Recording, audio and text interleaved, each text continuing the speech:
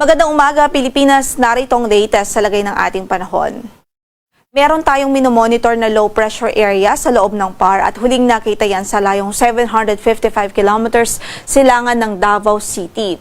At kasalukuyan ngayong kanyang trough, nagdudulot na po ito ng mga pagulan sa silangang bahagi ng Kabisayaan at ng Mindanao.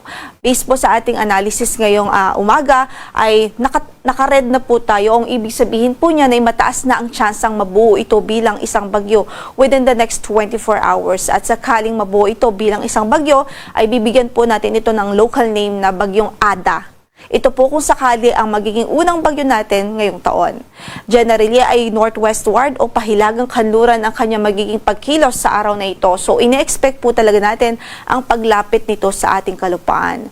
At based na rin po sa ating forecast, posible po na by Friday o Saturday ang pinakamalapit na proximity nito sa ating landmass. So dalawang senaryo po ang posible dito na nakikita natin.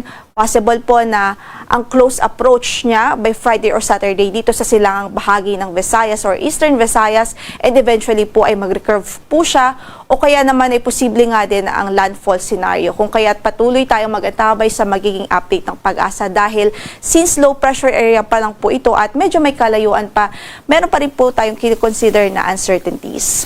At sakaling may maging bagyo po ito, agad-agad po tayong magtataas ng tropical cyclone wind signal, lalong-lalo na po dito sa silangang bahagi ng Visayas at ilang bahagi ng Mindanao. Kaya't patuloy na mag-antabay sa magiging update at magiging progress nitong weather disturbance mula po dito sa Pag-asa Weather Forecasting Center.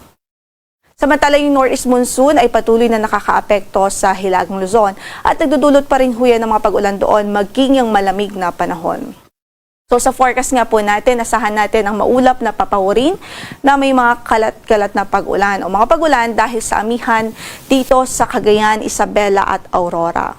Samantala sa natitirang bahagi pa ng Cagayan Valley, sa Cordillera Administrative Region, asahan natin ang maulap na papawirin at mahihinang pagbuhos ng ulan dahil din po yan sa amihan or northeast monsoon.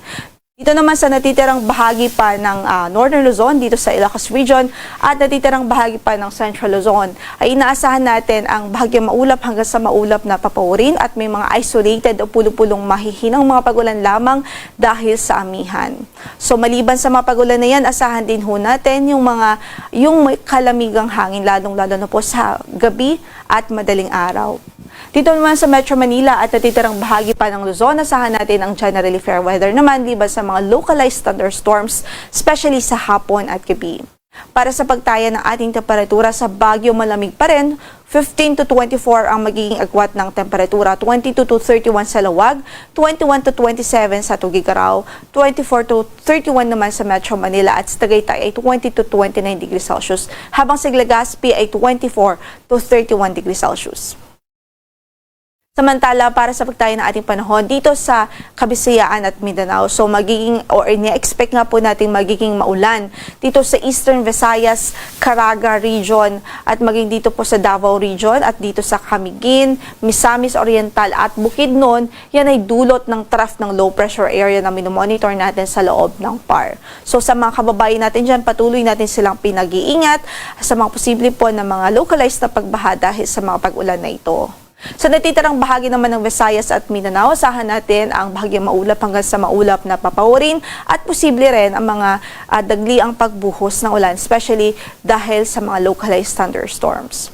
So sa Tacloban, 25 to 31 degrees Celsius ang inaasahang magiging agwat ng temperatura. Sa Cagayan de Oro ay 24 to 30 degrees Celsius, 25 to 30 sa Davao, sa Zamboanga ay 24 to 33 degrees Celsius, 26 to 31 naman po sa Iloilo, habang dito po sa Cebu, 25 to 31 degrees Celsius. Sa Puerto Princesa ay 24 to 32 degrees Celsius, gayon din sa Kalayaan Islands. Wala rin po tayong gale warning na nakataas ngayon sa anumang bahagi ng ating mga baybaying dagat, although pinag-iingat pa rin natin ang ating mga kababayang mangingisda, especially yung gumagamit ng maliliit ng sasakyang pandagat dito po sa Northern Luzon kung saan ay inaasahan pa rin natin ang katamtaman hanggang sa maalong kondisyon ng karagatan. Ang sunrise natin for today is 6:25 in the morning at lulubog ang araw mamaya sa ganap na 5:46 ng gabi.